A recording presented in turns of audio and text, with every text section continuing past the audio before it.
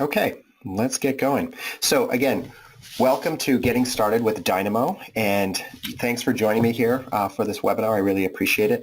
As I mentioned before, this is a topic that I'm really excited about. It's something that I've wanted to cover for a long time. Dynamo's been getting a lot of buzz in the AEC industry, and it's reaching, I feel like, a tipping point, and it's starting to get much more mature in terms of its development. And Autodesk has also signified that they're committing to it, and they're starting to expand it.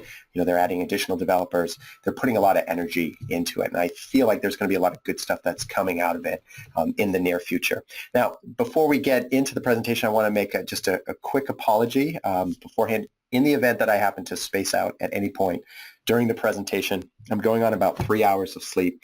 So I have my youngest son came down with a stomach virus.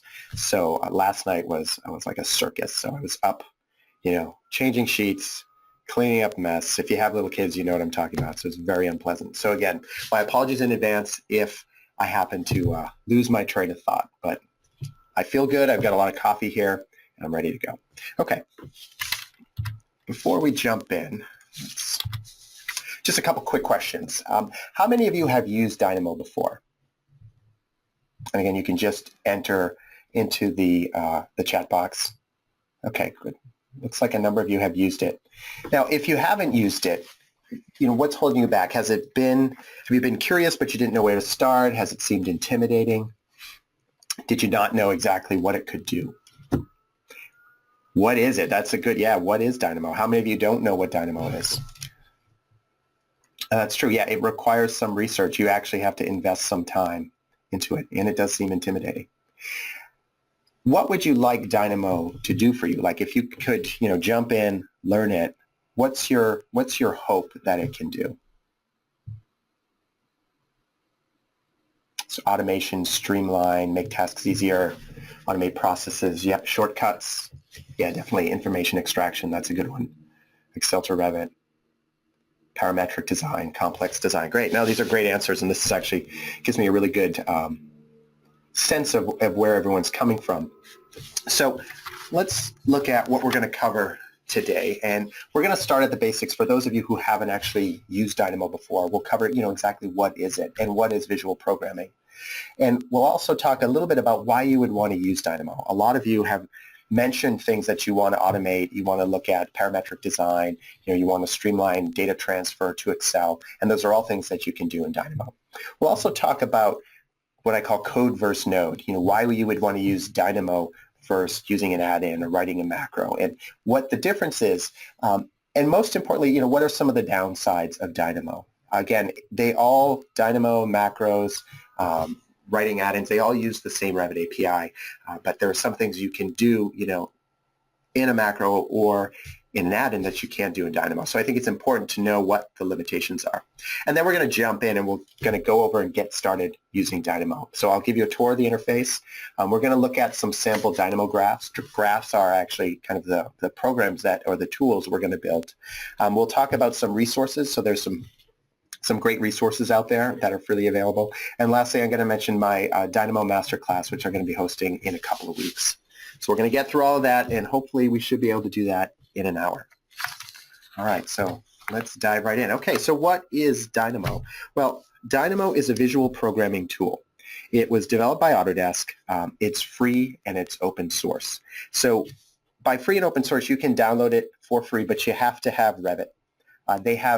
Autodesk recently released a paid version, which is called Dynamo Studio, that you don't have to actually have Revit for, but you have to pay for Dynamo Studio itself. And I think it's around, I could be wrong, but about $300 subscription for the year.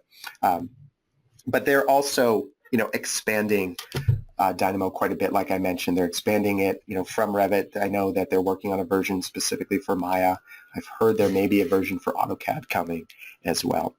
And they're also looking at integrating Dynamo into some of the cloud services that they're actually developing, which I think would be really interesting. So, it could be that you don't necessarily need to use Revit. You could use some sort of Revit engine that's up on the cloud, interact, develop your model that way. So again, as I mentioned before, it's a really exciting time because there is a lot of growth and development inside of Revit. So that's kind of in a nutshell what Dynamo is. Here's a quick screenshot of the interface, and we'll talk about like what these boxes are, what these squiggly lines are a little bit later in the presentation. Now, I mentioned that Dynamo is a visual programming tool, and okay, so great, but what exactly is visual programming? And visual programming is kind of a programming paradigm where you're creating tools, you're creating programs by linking together nodes, which are these little boxes, instead of writing code. And somebody mentioned in the comments that, Grasshopper. Grasshopper is used with Rhino, the Rhino 3D modeling software. And that's a much more mature evolution of visual programming. But it's the same idea where you have these nodes that have some functionality built into it, and that you're then connecting these blocks of code in essence. So you're not typing as much as you're dragging and dropping, and then you're connecting one node to another. So you're creating kind of this flow of the program visually and graphically. So each node has a function. It has inputs and outputs. And you'll see that these squiggly lines, these are the wires that connect one node to the other. Now, the solution, at least inside like my file, my program, is called a graph. And we'll take a look in detail at actually a node, and I'll show you the anatomy of a node. We'll go through that, and you can see where things are going in and where things are coming out. There's a question here about, does it work with all versions of Revit? That, I believe it goes back at least as far to 2014. I don't know if it goes any earlier than that. And yeah, in 2016, it's in the ribbon. And essentially, it's installed as an add-in. And we'll take a look at the dynamobim.org website where you can download it. Now, the solution, your Dynamo solution, is called a graph. It's a very lightweight file. It's saved as a .dyn file, and this is essentially, it's an XML file, so you can open it with any text editor. Usually even a big complicated graph is only going to be maybe like a couple 100K at the most. So they're very small. Now, one thing to note too is that Dynamo is evolving very rapidly. There are new versions that are coming out almost every day. So if you want to stay, the current version is 0.9. But again, they're doing daily builds, so you can get the kind of bleeding edge if you want. So it is changing and evolving rapidly. So why would you want to use Dynamo? Well, there are 4 ways that you can use it, at least that I see within kind of a traditional architectural practice, engineering practice, or as a designer. You can use it for exploration, and some of you mentioned this, when I asked what you wanted to do. So you can use it as a computational design tool. You can create geometry in Dynamo, and I'll show you in some examples today that you can iterate and you can change the model very quickly. So you can use it for exploration, to try out some scenarios, see how they work. Because it works in a very parametric way, I can create sliders, I can add values into my model and then adjust and change those. Now, you can also use Dynamo for visualization and for simulation. So you can create, visualizations with sun data. There are specific nodes for that. You can also visualize parameter data. So if you want to look at, say, the distribution of curtain wall panels, across a facade, you could create a Dynamo node that would color code them based on size or other properties. So there's a lot that you can do within just that kind of visualization capacity. Now, you can also do data management. And again, several of you mentioned wanting to create a connection with Excel, and Dynamo works really good for that, largely because it creates a bidirectional link. So I can export parameter data to Excel using Dynamo.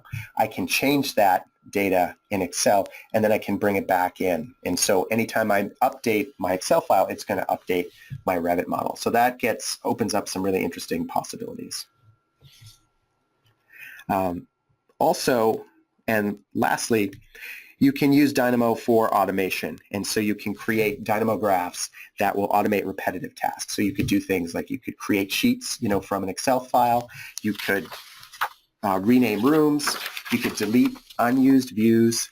Pretty much a lot of the macros that I've written for ArcSmarter could be done as a Dynamo node in some way, shape, or form. So those kind of task automation type operations work really well for Dynamo. Okay, somebody's asking, Alan, you want to explain Dynamo Studio as a standalone app, right? And when you would use it? That's a good question. So Dynamo Studio is a standalone app. It's not connected to Revit. I'm not 100% sure when you would use it. I think that Autodesk is developing it as a tool that could then connect somehow to other applications, either Autodesk applications or otherwise. So I feel like, I downloaded a demo of Dynamo Studio and I haven't really used it because I'm not sure how I would use it. I think that's something that's going to kind of play itself out over the years as potentially as other developers add connections from Dynamo into their own software. That's my only guess. But yeah, Dynamo Studio is essentially the same. I mean, there's some functionality, and we'll look at some of the Revit functionality that's built into this version of Dynamo. Obviously, that's not going to be there. You wouldn't have access to those Revit nodes. Okay, so we talked about why you would want to use Dynamo. Let's talk a little bit about what I call node versus code. So why would you use Dynamo instead of learning to code? So here's my analogy. I have an alarm clock, right? So this is like your Revit out of the box. And it works great. It will tell you time. It will wake you up in the morning. Looks good. Now, suppose you want some additional functionality. You want, a digital clock. You want it to be a little bit easier to read the time. Maybe you want a radio. So this is like an add-in. So it's packaged nicely. It has a good wrapper. It's a finished product.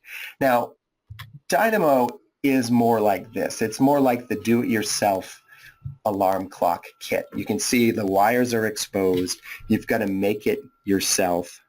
There's no user interface. It's all about learning how to do it, getting under the hood, understanding how all of those pieces connect. So here's kind of the spectrum and this idea of node to code. You have, your basic alarm clock. Then you have your fancy digital clock. Dynamo fits kind of in between that. So you can use it to create your own tools, but it's not necessarily going to be a polished tool. I like to think of it as it's kind of for the maker-doer, and this is the person who's making a tool in Dynamo is also the person who's going to use it. They're the one who's building it. They understand the logic that they're building into Dynamo, and then they're the one. Maybe they share it with a few people, but again, it's not really a finished, polished product. It has, again, the wires are exposed. You can see all those bits, but you, as the creator, know how it works. So just quickly, a couple of downsides. Like I mentioned, within Dynamo, and again, as we start looking at the examples, you'll see that the Dynamo graphs can get a little bit complicated. You really have to know what you're doing. And because of that, sometimes Dynamo graphs can be hard to share with other people. So if you're going to share it, the other person needs to have Dynamo installed. They need to have the correct version. Like I said, right now the current version is 0.9. You can download, the 1.0 versions, and they're changing every day. So you might have, a user who created a graph and they're using the bleeding edge, the most current version. And then you might be a couple days or a week or two later, and you're just, those versions may not be compatible. Now, we'll also talk about how packages work, and packages are nodes that you can download and install. So if you're going to share share a graph with somebody, they need to have those nodes installed. Otherwise, the graph isn't going to work. And they also need to know how to use it. You'll see, too, that there is no user interface like there is with a macro or with an add-in. So the person who's going to use the tool needs to know exactly what's going on. And I've been writing macros, writing add-ins, been using Dynamo for a while, and it can be difficult when you get a graph from somebody else that you have to understand their logic in order to get it to work. So that's a bit of a challenge. And again, that's one of the downsides to Dynamo, is that it is, again, not easy to share. And then they also have to have the file. They have to load the Dynamo file. And this is getting better. I know that somebody is working on an add-in for Revit that will launch Dynamo graphs from an interface. And then I think it's still kind of early work. I mean, Autodesk hasn't released anything specifically. I know that's probably what they're working on. So I could see, in 3, 6, 6 months or a year, there's going to be more tools that will take advantage of Dynamo in that capacity. So make it easy. Yeah, Dyna Browser is what it's called. And so that work is evolving. One thing, though, that I found is that Dynamo can be a lot slower to run than a macro or an add-in. Typically if you have very intensive calculations or you're creating some complex geometry, because a Dynamo graph isn't compiled, it is interpreted, which means that Revit has to read, all of the Dynamo code and then basically perform the operations. Whereas with a macro or an add-in, those are compiled into, a runtime language. So they're much more efficient and they run a lot faster. So that's another thing. There are possibilities, and I've heard of people who develop workflows where they will actually create a Dynamo the Dynamo graph, and they will work through and develop, the workflow so that they understand exactly how the tool should work. And then they'll take that and then rebuild it as a macro or rebuild it as an add-in. So you can do that and kind of step through. Again, it's a lot easier to get started with Dynamo than it is sometimes with macros or actually writing the code. Okay, so let's get into it. How do you install Dynamo? Like I mentioned, Dynamo is free. On the left-hand side here, and this is on the dynamobim.org website. You can go there. There's a big button to download. On the left-hand side, you'll see here is Dynamo for Revit, and this gets into, this is the version that installs as an add-in. On the right-hand side is Dynamo Studio, and this is something you can, either purchase it outright or you can do the trial. And again, the question is, why would you use Dynamo Studio? I'm not sure at this point. I do think, though, that's going to expand and open up, particularly as Autodesk releases more and more internet services, cloud-based services. I think you should see that could be actually very useful for using Dynamo in that capacity. So again, you can go there, you'll download it. It's version 0.9, and you're ready to go.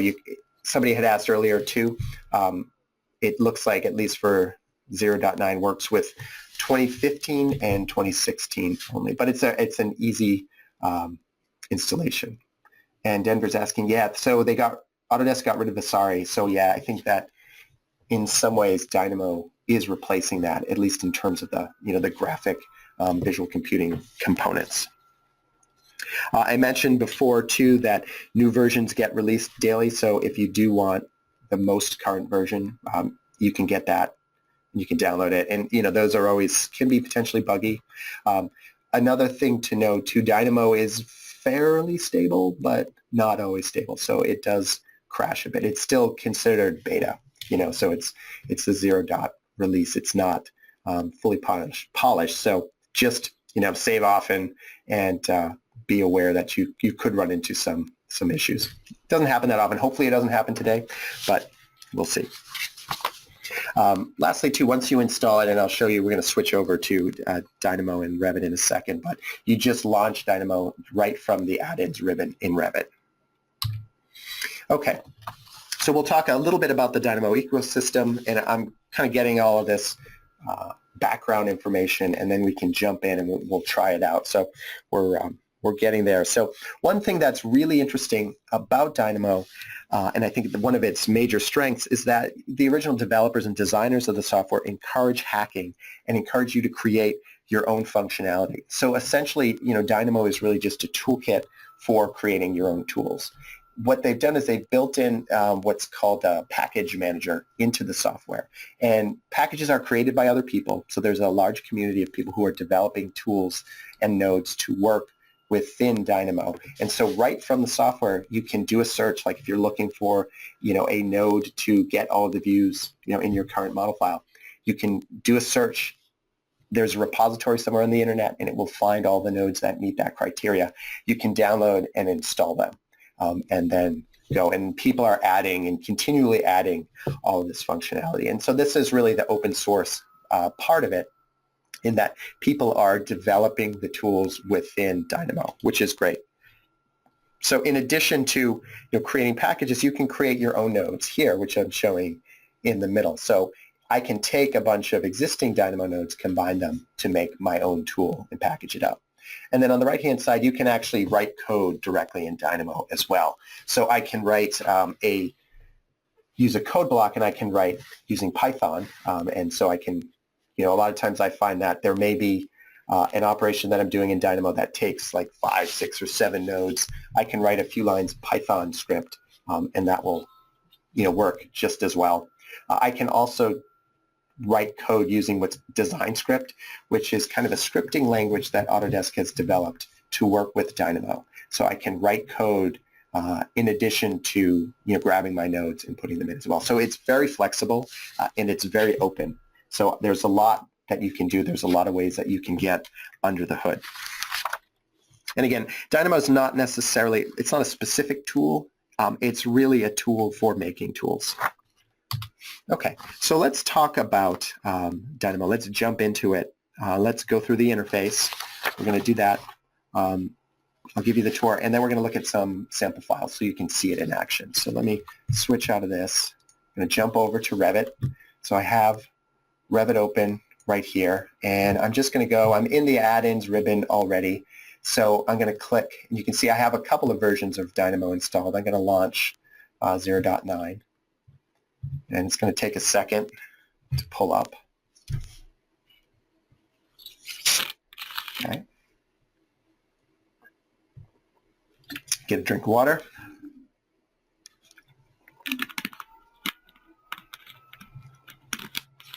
And the Dynamo Interface pops up.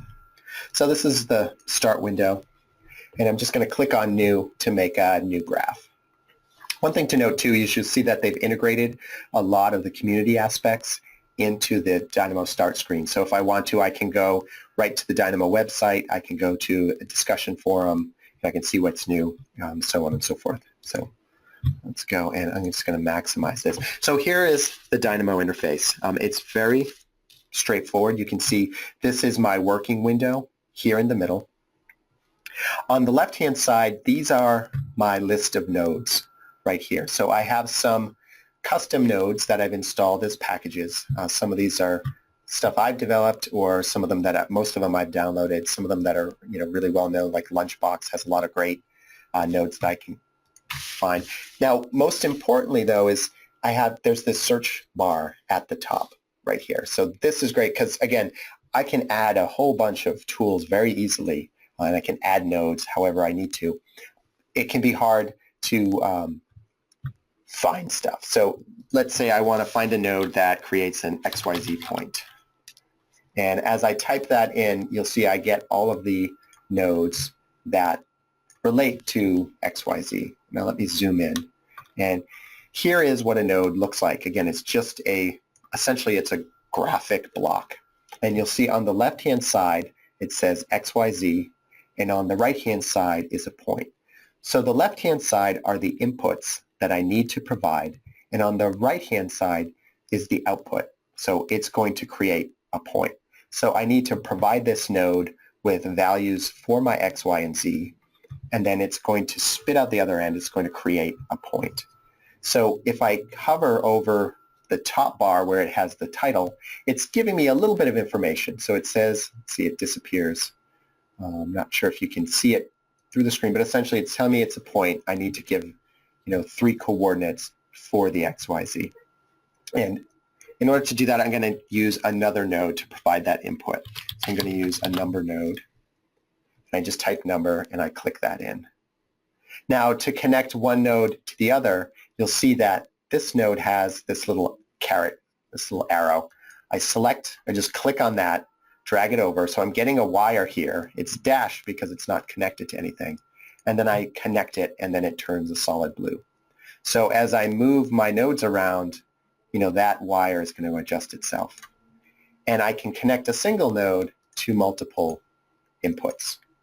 So essentially what I've done is I've created, my XYZ point. So let me zoom in. And in the interface, again, this is kind of my code window. If I go to the upper right-hand side, I have these two toggles. One of them will show my graph view, and the other will show the 3D view. So I'm going to click on that, and you'll see that the code, the nodes actually disappear, or they get ghosted out.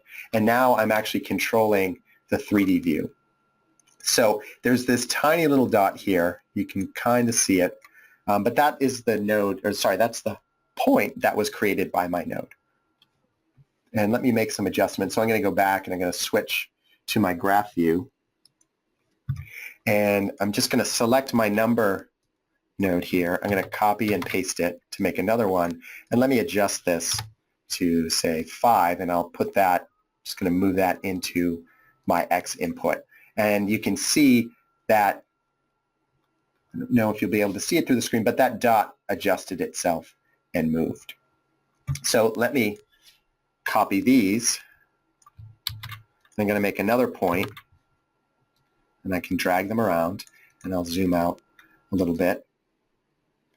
And then let's make this point at, say, 10.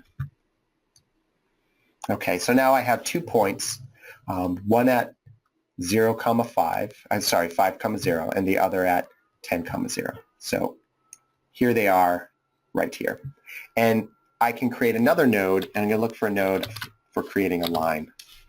And the one that pops up is this node by start point, end point. So I click on that. And what I need to provide this node with, I need to provide it with a start point. So I click on that, and then I need to provide it with an endpoint. And I can just plug that start point and endpoint. And you'll see, let me switch to my 3D view, there's my line object. Right there. So I can create this kind of geometry. And there's a question about how the coordinate system in Revit matches the coordinate system in Dynamo. And so actually, I just wanted to mention one thing about units is that Dynamo is unitless, and that means that the units within Dynamo correspond to whatever the units are in your current Revit file. So the coordinate system that Dynamo uses is the same coordinate system that's in use in the current Revit file. And I think there are also some, if you wanted to mix things up, using shared coordinates, I'm pretty sure that there are some nodes that will do that for you if you're going to be changing kind of the coordinate system around. Okay, so that's kind of the anatomy of a node and how I can start to combine nodes together. And so you start with, your values here, and then you start adding them to these function nodes, and then they ultimately create geometry. So at this point, I've just created a line, which, isn't all that useful. And if I switch over to Revit, hold on a second, you can see here's the line that I've created in Dynamo. Let me switch to a 3D view. So they are synchronized. This line isn't really going to do me all that much good in Revit, but I can use that line to construct some other geometry. So we're going to do an example where we actually use the line to create a wall in Revit. And so we'll look at that in a second. Now, a couple other things to note about the Dynamo interface is that on the far right-hand side, in addition to my toggles for switching between my graph view and my 3D view, I also have some toggles here to control the display. So I can pan using the pan button.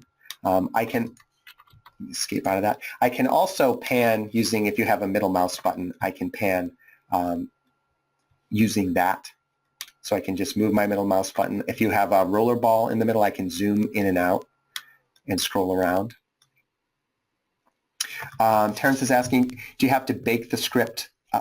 Not necessarily. So in Grasshopper, there's this notion that you're developing geometry in your Grasshopper graph, and that you then need to bake that geometry into the Grasshopper model. Dynamo is a little bit different in that it's operating in real time, so it's creating the geometry on the fly. And so when I have a session of Dynamo open and a session of Revit, as I'm developing the geometry, it's creating it into my Revit file. And so I can sort of manipulate the geometry in Dynamo. It will update it in Revit. I can also update it manually in Revit But then if I run my Dynamo graph, it creates a relationship between the element. So whatever element I've created in Dynamo, it remembers that element in Revit, if that makes sense. And so if I rerun my graph, it's going to recreate that geometry or move it back to that original position. If I close Dynamo, I still have that geometry in Revit, and I can continue on. And it's just used for the generation phase. There is one thing in addition, so I can do a zoom extents on my nodes. I can zoom out, zoom in. I can use, all of these functions to kind of manipulate and move around. And sometimes you'll see, if you have a really complicated graph, you're zoomed all the way out because there's just node after node after node. Now, one thing to note, too, on the lower left-hand corner is I can choose whether or not my Dynamo graph is running manually or automatically. So if I choose the manual, what this means is that I need to tell Dynamo when I want it to run that graph. So I click Run, and then it's going to perform the operations that I've specified. I can also set it to be automatic, and then anytime, basically it's continuously updating the graph. So if I change this, value to 15, it's going to adjust that. If I change that to 2, it's continually updating the graph, and likewise, it's updating the Revit model as well. So you have that choice between automatic and manual.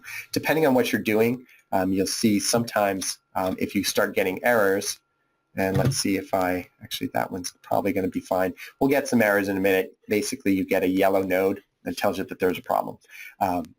If you're starting to get some errors and you're doing some troubleshooting, a lot of times it's best to set that to be manual. That way you say, I want to run it now. I think everything's working. We'll see how it goes. Okay, I mentioned here the library. Again, I can click these down for all these tools. There are some, when you first start up Dynamo, you're going to have kind of the default library items. You'll have this Revit one, you'll have operators, but essentially you click these down for Revit, and then I can browse through these. And then if I find a node that I want, for example, if I want to use the floor types node, I just click on it, and it automatically will pop that node into my working screen. And so, for example, this is a node that gets all of the floor types in the current model. So there's a drop down, and that I can just choose that floor type. So for example, if I was writing a node to automatically create floors, this would be one of the nodes I would need to provide into that. We're going to do an example where we create a wall. So we're going to use a similar wall type node. Now, a couple other things on the interface. Up at the top, I have the standard, file operations. I can save my node. Again, it will save my graph. It will save it as a DYN file. I can import a library. If I get a library that's, or a series of packages, I can do that there. I have a whole series of undo functionality. I can also create notes. So this is basically like a comment that I can add to my graph. So pretty useful if there are other people who are going to be using your graphs. You can add notes for them so they know exactly what to do. If I go into view, I have basically, my standard view operations, a lot of the similar stuff to what's over here on the right-hand side. And then if I go over to packages, this is where it gets a little bit interesting. So I'm going to click on this search for a package. And this is the interface that I showed earlier in the presentation. And essentially this allows me to go online and search for packages that people have contributed. And again, it's possible to create your own nodes, upload them, share them. Again, it's an open source project. So if I find a node I want, I just select it, and through this interface, it will automatically install it into my version of Dynamo, and then it will be available here in my library. So sometimes I've noticed it does take it takes some time to sync with that server. So, you may see a bit of a delay going on. So let's just minimize that, and I'll keep going. Okay, so I'm going to go to settings. I have a number of settings here that I can look at, and then lastly, there's kind of the help menu. So this is, if I want to look at some sample files, report a bug, go to the project website. So that's kind of the basics of the interface. It's pretty straightforward. My package search is still syncing. Let's minimize that. Again, for the most part, you're going to be working largely through your library. and I'm going to be using this to grab nodes. I find when I'm working in Dynamo, I am constantly doing a search, looking for a particular node. And that's really one of the challenges that I find, is that there are a lot of nodes out there, and the trick is knowing exactly what they're called. And part of this gets to the point that, again, Dynamo is based on the Revit API, and I found in my experience writing macros that the way that things are classified in the API isn't necessarily the way you think they would be. For example, sheets are referred to as view sheets, so there are Dynamo nodes that are called view sheet. So hopefully a search will pick that up, but maybe it won't. So you have to learn the language a little bit, and it gets a lot, the more you do it, it gets a lot more familiar, and you get a lot more comfortable, and you know what stuff is. Sorry, I'm reading the questions as I go, and I'm going to try to answer. If I don't get to your question, like I said, I'm going to try to follow up. I get a log of all the questions, so I'll follow up with you afterwards. Cal's asking how I can group nodes. So if I have a bunch of nodes here, what I can do is I can just dragging a box around them. I right-click, and I can go to Create Group, and then I can give that group a title. So let's call this Create Line. So this helps me manage my graph. Again, if I have a group like this, I can then copy that group, and then they're independent of each other. So I can start creating 2 lines. And let's set that to run. And you can see that I can, it makes it a lot easier. It adds the color element to it, so it's a little bit easier to actually see them visually and associate them together. You'll see too, again, as you start building your own graphs, that they can get very complex very quickly. So using groups helps manage it visually, and it also helps you manage them, individually. Adding the notes, somebody's asking the question. I just go up to Edit and Create Note, or you can just type Control-W, and that's going to add your note in there. Again, notes they don't actually do anything other than convey some information. Okay. Oh, lastly, one of the good things that's built into Dynamo as well, in the upper right-hand corner, you'll see there's a little camera icon. And what you can do is you can basically take a screenshot of your graph. So I can click on that, and I can save out, that particular screenshot. And what's really useful is you can take progress screenshots as you go. You can also take a screenshot of your graph, and you can just send it to somebody so that they can understand exactly what you're doing. So it's possible, for other people to kind of build your node or build your graph as they go just from the screenshot. Again, because I can look at that and I can see, oh, okay, you've got a point by coordinates here, and then you're inputting the numbers. All right, that seems pretty straightforward. I can build that graph very easily. So I like that feature quite a bit. And I know, as I'm working on those, periodically I'll take a screenshot just so I have a record of that. Okay, so let's get into actually creating a couple of graphs. I mentioned, we're going to take this, I'm going to take this line that we've created, we're going to build some geometry on that. So let me get my sample file, and I have a line here that I've created, and it's working good. Everything looks good. It's actually, I have creating 2 points, and then I'm creating a line between them. What I find useful sometimes in working in Dynamo, that it's good to actually start backwards. So for this example, again, what I want to do is I want to create a wall.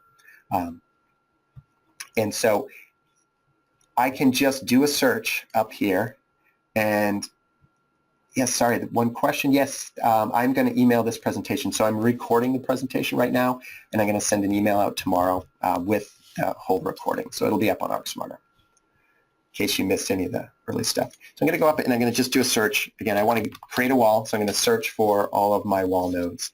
And you can see that there's a whole bunch of them here. What I'm looking for, though, is there's a node here called Wall by Curve and Height. And when you look in the search window, you'll see that I get an icon, and then I get the name of the node, and then to the right of that, you can see that it's telling me where it's coming from.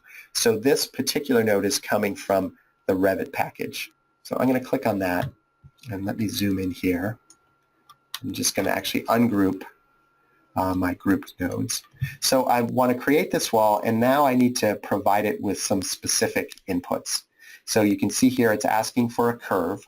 A curve is kind of Revit API speak for any type of line. So a curve can be a straight line, it can be an arc, it can be a circle, anything like that can be a curve.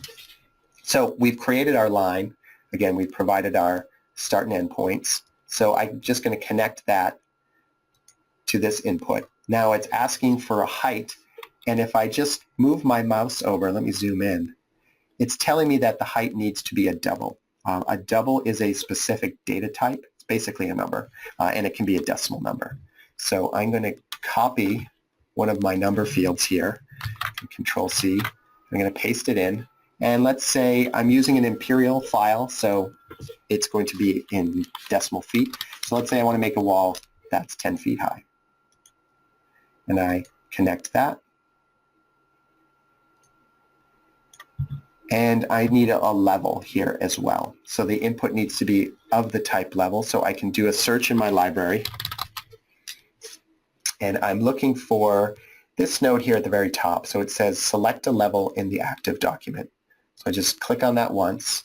And here's the node. And I'm using a basic file, so it only has 2 levels. So I'm going to choose level 1. And then I'm going to connect that in. And then the last thing I need to provide is the actual wall type. And I'm going to do another search in the library for wall type. And again, the first node that comes up is of the selection type, and it's in the Revit library called wall types. So I click on that, and now I have access to all of the wall types within my current Revit file. So then I connect that right there. So right now I've provided all the inputs. Let me choose the wall type, let's say generic 12-inch. And that's essentially it. I've provided everything that that node needs, and it should, in theory, output a wall. So I'm going to click on the Run button, and it's telling me the curve is a little bit problematic. And let me just disconnect and reconnect it and run that again. So it doesn't like my line, which is no fun. And this happens, you'll see that when you have an error, it will turn yellow like that. And it's going to give you, that's identifying that there is an error. And it will give you a little bit of an explanation. You can see if I highlight over that little message, I just mouse over. And, that's actually telling me, and I think, yeah, change the Z, you got it.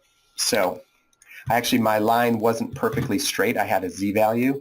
There we go. Okay. Thanks, guys. Troubleshooting on the fly. So I actually had a line. My line wasn't perfectly flat. So I had a Z value set to 2. So Revit really doesn't like that. So right now, I've just adjusted that. My error went away. And you can see, I don't see that wall in Dynamo, but I'm going to just minimize that. And then I switch to Revit, and here's my wall right here. Let me make that a little bit more visible. And I'm going to, let me pull this up so that we can look at the two of them at the same time. And let's pull Revit. And this is where it starts to get a little bit more interesting. Close that. Okay. And I'm going to close that. Okay. So I have both of them at the same time. And there's a question about creating the wall. Do I have to always specify the height? Can I also specify the levels that I want? And there's a whole series of nodes from one side, for creating walls of different types. This particular node is looking at just creating based on a height as a number value, but there are other nodes that I can specify the start level and the end level. And let me just do a quick search. And let's find, you can see here, there's another node, and I'll zoom in on that, wall by curve and levels. So I provide it with a curve, I enter my start and end level and my wall type, and it specifies that. Dustin's asking, can you specify the wall justification? That's a good question. I'd need to take a look at that. And I know I've run into this issue when I'm writing macros and add-ins, that it's actually very difficult to specify the justification or the, I can't just, it's not a parameter, essentially. I'd have to adjust it numerically which is a little bit tricky. And I would need to check to see if there's a way. I suspect there isn't. I think by default, it's going to, it's going to go to the center line. Okay, question 2, yeah, so can we see the wall moving in real time? We're going to get to that right now. All right, so here is my Revit wall. And another question too, can I swap out the node that I've already placed? Yeah, absolutely. So if I wanted to, I could just disconnect, all of these nodes that are using inputs into my top node here, and I could plug them in to the other node. Or I could also plug them in, multiple ways. So it's very flexible in that case. Let me just plug this back. I'm going to delete this. And I'm going to set my setting here. Instead of manual, I'm going to set it to automatic. So if I want to adjust, my height from 10 feet to 25, you'll see that it changes and updated the wall automatically. And then if I change my settings here, let's make this, instead of 15, let's make it 20. And then the wall adjusts itself. So there is a real-time link between my Dynamo graph and Revit, which is great. Let's change my wall type to exterior glazing. It's going to update itself, which is cool. Now, one of the other things I can do, and some controls that are a little bit more fun and interactive, are called sliders. And let me pull one out, and I'm going to take out a number slider here. And rather than using just the regular number input where I enter a value, I'm going to set this to a value, and then I'm going to replace my height node with this slider. So now I can start adjusting this interactively in Dynamo, and you'll see it's adjusting itself interactively in Revit. And so these sliders are great, particularly if you're doing, you're looking at creating geometry and you're doing some design exploration. You can use sliders to kind of interactively play with the model. So let me create some additional sliders here. Oops, I'm going to copy that. There it goes. And I'll use them to drive my points. So the question, what's the difference between a number slider and an integer slider? A number slider is one that will actually use decimal values, whereas an integer is a whole number. So it will go 1, 2, 3, 4. With a number slider, you can see, let me zoom in. Right now, my current value is set to 27.2. Let me pull an integer slider out, and you'll see with the integer slider, it's just going to go to whole numbers, not decimal numbers. Depending on how, what you're doing, that may be preferable. Okay, so I'm going to just plug in my number slider into X, and actually let's make a copy of this, and let's plug it into Y as well. Okay, so now, zoom this out, I can start adjusting this wall's position. And it gets a little bit weird because I'm working with the X and Y coordinates, but I can just slide and manipulate that as I want to. And same thing goes, converting objects to a function. Yeah, I got a bit of an error, but it's still actually functioning correctly, which is good. So this is just a very simple and straightforward example, but it shows you some of the interactivity that you can build into a node, and the way that you can start to play with the graph. Yeah, Ricardo, sometimes you get these errors in Dynamo, and in this case, it's telling me something's wrong, but my graph is still functioning fine. So you can ignore those a lot of times. And like I said, Dynamo's still in development, so we've been lucky it hasn't actually crashed, which is good, but occasionally it does. So it is still, buggy a little bit. So we're almost in about 10 minutes or so. I wanted to walk you through another graph, and actually instead what I'll do is I'll just open it up to explain. Yeah, so Vincent, definitely save often. That's what you want to do. I'm not going to save this one, and I'm going to go here and I'm going to open up example 2, and I'll just show you this. And this again is more, of an idea of how you can start to use Dynamo to do some more kind of tedious tasks. And let me delete. So I replaced that node with a new node. I'm actually going to delete this wall that I had created previously. And I'm going to have these files will be available for download, so you can play with them and take a look at them, in addition to the video file as well. And I'll put up the presentation if you want it. Oh, there was yeah, Ben. So actually, let me undo. So this was the wall that I had created in Dynamo. Since I closed the graph that created it, there's no longer a relationship. There's no longer a link between the two. So now I can manipulate this. This is just a Revit wall. I can do whatever I want to it. I can change its type. I can change its position. You know, it's fine. Like if it was a normal wall, I can actually see if I can grab the panel. I can swap the panels out. I can do whatever I want. It's just an element, you know, in the Revit model. And Dustin has a question. So if I move one of these desks, you'll see I'm trying to move it. Because I have the Dynamo graph open that's created it, I actually can't move it because it snaps automatically back. Dynamo is continuously, I have it set here on the left-hand side to continuously update. Now, if I set this to be manual, I can move it, and that's fine, and I can, you know, do whatever I want. But as soon as I run that, it's going to move that back. So that's kind of the difference. If I were to close Dynamo, then I could manipulate these however I want. So in this example, let me just pull this over real quick.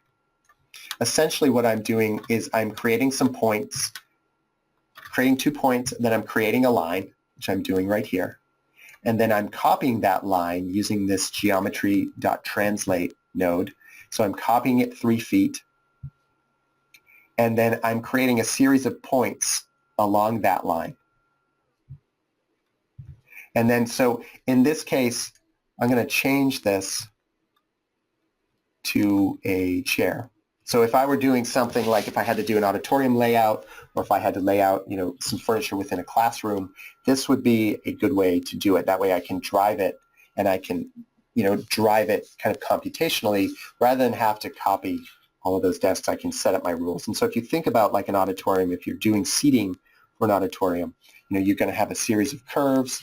You're going to have the seats positioned. You're going to be looking at sight lines and those sorts of things. That's where Dynamo becomes a really useful tool for this. So let me find my seat here somewhere. So this is a node that has all the family types that are loaded into the current Revit file. So you can see there's a lot of them.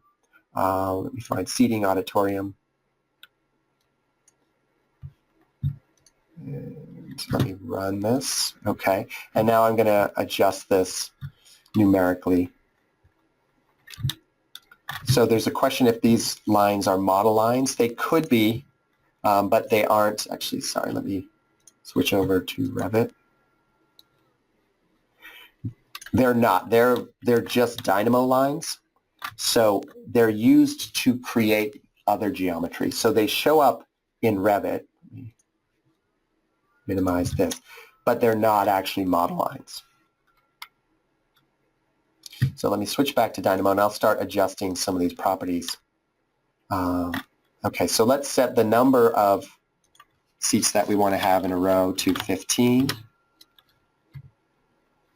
And I'm going to set this to automatic. Okay, so you can see that it automatically adjusted that spacing. And if we want, you know, 2'6" as our row spacing, you know, to make it a little tighter, and I can drop those seats in, swap them out. Again, if I had a specific criteria I was looking for, or if I needed to add some additional rows, I could do that all from Dynamo. And again, that logic is embedded here, you know, and I can rerun it anytime. There's a question, Sherry. Yeah, you could also do this on a curve line. You know, as far as Dynamo is concerned, a curve, you know, if I wanted to, I could make this an arc. And how are we doing on time? We've got a little bit of time. Let me see if I can create an arc. So I'm going to do an arc by 3 points. And I'm going to take this point. I might not be able to do this. We'll see if I can do it quickly. It's always a good thing about doing a live demo. So I have my 3 points. And actually, I'm going to use my geometry translate. So that's creating my 3rd point. And then let's get rid of this guy. So I have my 1 point. And then my second point, so let's create another number. And you can see how I have a lot of these boxes, I had a lot of these wires that connect things. So these start to get, your graphs can get a little bit messy after a while. So I'm going 0, so let's make a number that's 25, and I'm going to make another number. And I could set this up and set up a relationship that's a bit smarter, where my values for the arc are based on specific geometry. But for this example, we'll do it this way. And okay, so let me switch to my 3D view. So now I've actually created an arc in addition to my lines. So now I'm going to swap out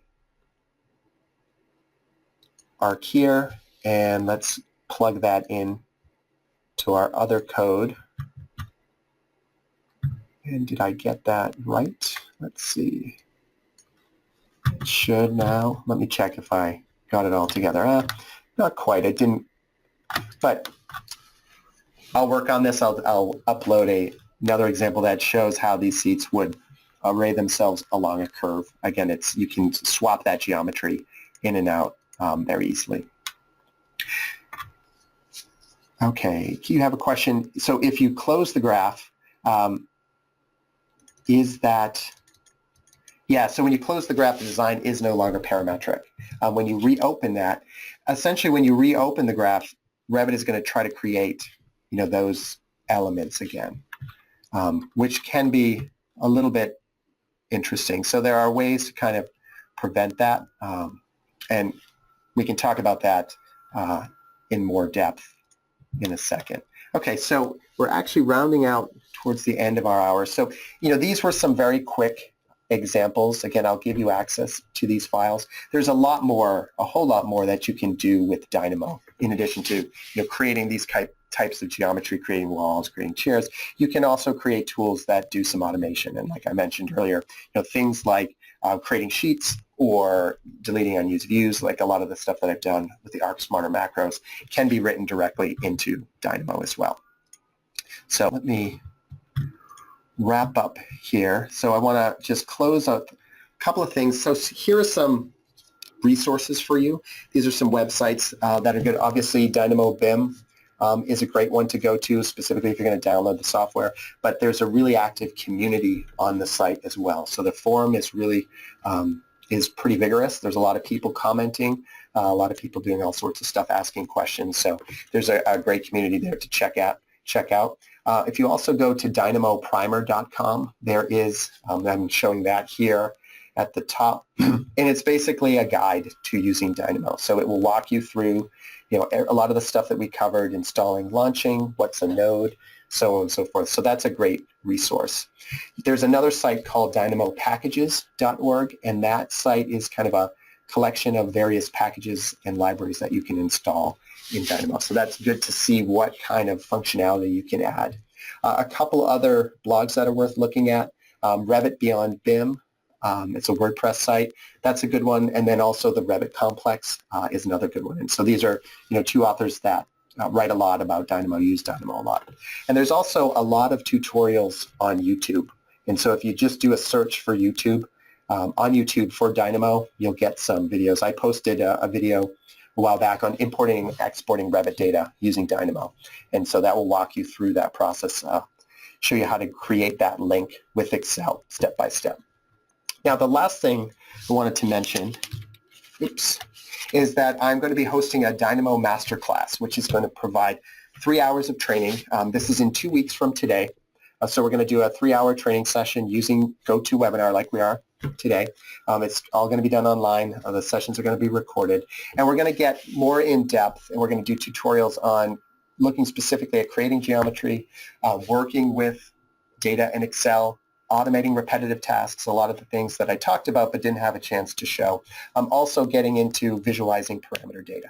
So we'll do the training, again, in 2 weeks, so 3-hour session, and then I'm going to follow up a week later with an hour of Q&A. So the idea is that you would have some time to practice, try making your own graphs, and then during that Q&A session, we can work together I'll take emails, or if people live have specific questions, and we can work through any issues that you've had.